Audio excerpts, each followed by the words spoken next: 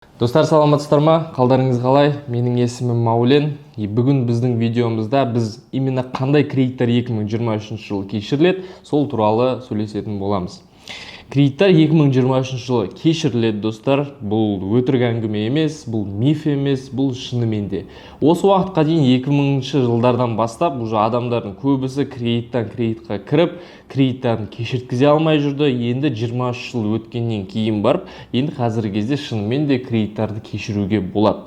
Бұл именно осы кредиттерді кешіру, бұны банкротство деп атайды. Банкротство туралы заң осы 2023 жыл наурыз айында қабылданған болатын. Осы заңға сәйкес сіздер өзіңіздің барлық кредиттеріңізді кешірткізіп аласыздар. Ол жақта Каспи болсын, Сбербанк болсын, любой банк кіреді, любой коллекторлар, любой микроқаржы ұйымдары, займдар, онлайн займдар барлығын осы жаққа салып, кредиттеріңіздің барлығын кешірткізіп, қарыздан құтылуға болады. Осы банкротство туралы, кредитті кешіру туралы қазіргі кезде Қазақстанның бір 95% білмейді. Ол неге десеңіздер, өйткені біз осы Алматы қаласында Арбатқа шыққан болатынбыз. Ол жақта адамдар өте көп. Сол жаққа шығып біз опрос жасаған болатынбыз. Осы примерно бір ай бұрын. Сол опрос жасаған кезде жастарына опрос жасадық, кәрі кісілерге, үлкен кісілерге, средний возрастта барлығына жасадық. Барлығы білмейді екен осы банкротствоның не екенін, және осы кредиттер кешірілетініне олар сене алмайды екен. Былай айтқан кезде банкротство туралы вообще информация, ақпараттар білмейді екен. Сұрақ, банкротство дегеніміз не?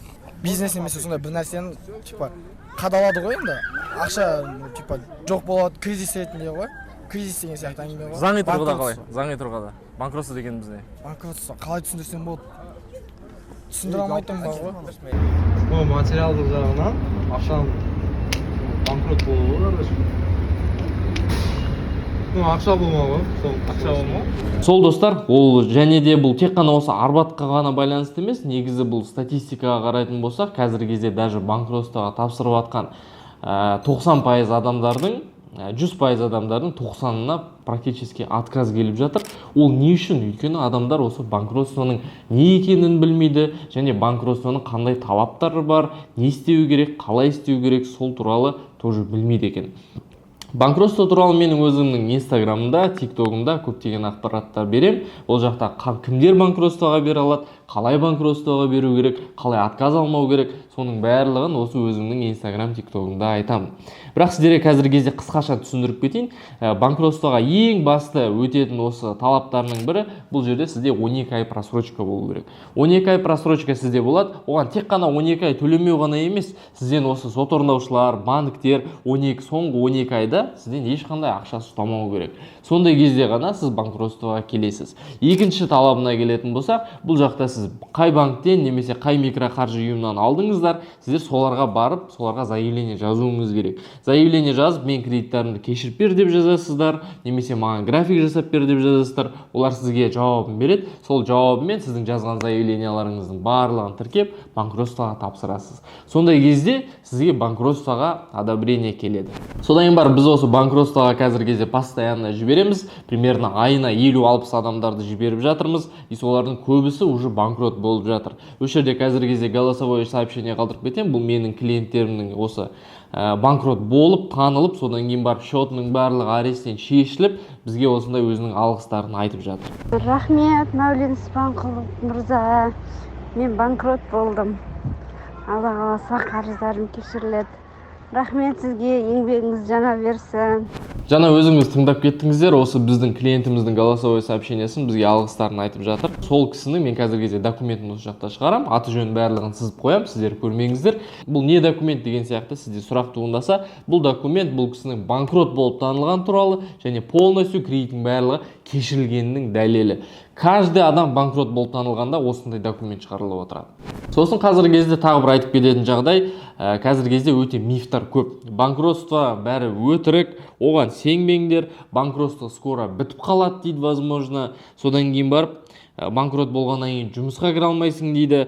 Былай айтқан кезде содан кейін барып банкрот болсаң, ол сенің балаңа әсер етеді деген сияқты мифтар, легендалар қазіргі кезде шығып жатыр.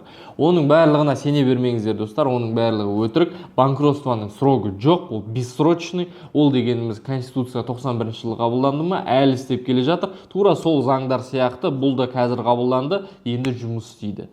Бұның негізі срок жоқ, осындай жылы банкротство бітіп қалады деген сияқты срок жоқ, достар. Содан кейін барып айтып кететін жағдай, егер сіз банкрот болсаңыздар, олар сіздің балалар шағаларыңызға немесе әке-шешелеріңізге ешқандай әсерін тигізбейді. Ол тек қана сізге ғана әсерін тигізеді. Ал именно қандай әсер, ол туралы қазіргі кезде айтып кететін боламын. Екінші мифына келетін болсақ, үшінші мифына келетін болсақ, бұл жақта сіз банкрот болғаннан кейін жұмыс жасай алмаймын деп жатыр, бірақ оның барлығы өтірік. Сіз банкрот болғаннан кейін барып жұмыс істеуге құқығыңыз бар. Сіз сол банкрот болып жұмыс істесеңіз, ешкім сізге ештеңе дей алмайды заңды түрде. Ал енді банкротствоның минустарына келетін болсақ, банкротствоның минусына бұл жақта ең бастысы то, что сіз 5 жылға дейін кредит ала алмайсыз, содан бар банкрот болып танылғаннан кейін 7 жылға дейін сіз өзіңізді қайтадан екінші рет немесе үшінші рет банкрот деп тани алмайсыздар. Содан кейін барып ең басты тағы да бір последствиясы, бұл сіз банкрот болып танылғаннан кейін соңғы 3 жылдың ішінде сізді тексереді, финансовый мониторинг жүргізіледі. Бұл дегеніміз не? Осы банкрот болып танылғаннан кейін сіз барып бір имущество сатып алсаңыз, үй, машина алып өзіңізше болып жүрсеңіздер, ондай кезде сіздің банкротствоңызды алады да недействительный қылып жоқ қылып жібереді. Содан кейін бар кредиттарыңызды қайтадан төлейсіздер. Бұл не үшін жасалған? Өйткені өтірік банкротпын деп өзіңізді танып алсаңыздар, мемлекетте ақымақ емес, сол үшін оларды алдап керек емес. Ертеңгі күні өзіңіз әлде қайда проблемаларға тап боласыздар. Бұл кредиттарды төлеуден бөлек мемлекет еще сізді 200 МРП-ға дейін штрафтайтын болады. Бұл жақта қараңыздар, сіздің атыңызда содан кейін бар банкротствоға тапсырған кезде сіздің атыңызда мүлік бар ма, жоқ па, соны тоже тексереміз. Мысалы, біздің клиенттер бізге келген кезде біз полностью анализировать етеміз, оларды тексереміз, банкротствоға келе ма, келмей ма, атында мүлік бар ма, жоқ па, 12 ай просрочкасы бар ма, жоқ па, біз соның барлығын тексереміз. Мүлік деп не үшін айтып жатырмын? Өйткені қазіргі кезде ауылда тұрып жатқан жерлердегі адамдардың атында даже үй, машина емес, даже мал тіркеледі. Осы мал тіркелген жағдайда даже сол малдың болғаны үшін сіздерге банкротстводан отказ келуі мүмкін. Менің бір клиентімде сондай жағдай болған, атында бір сиыр болды, сол үшін оған банкротствоға отказ келді. Осындай да жағдайлар болып тұрады, достар. Достар, в принципе, банкротство туралы барлығын айттым деп ойлаймын. Егер де белгілі бір сұрақтарыңыз бар болатын болса, комментарийға жазыңыздар, немесе осы видеоның астына сілтеме алдып кетем. Ол менің WhatsApp номерім. Сол WhatsApp-қа өтіп сілтемеге и менің WhatsApp-ма прямой жазсаңыздар болады.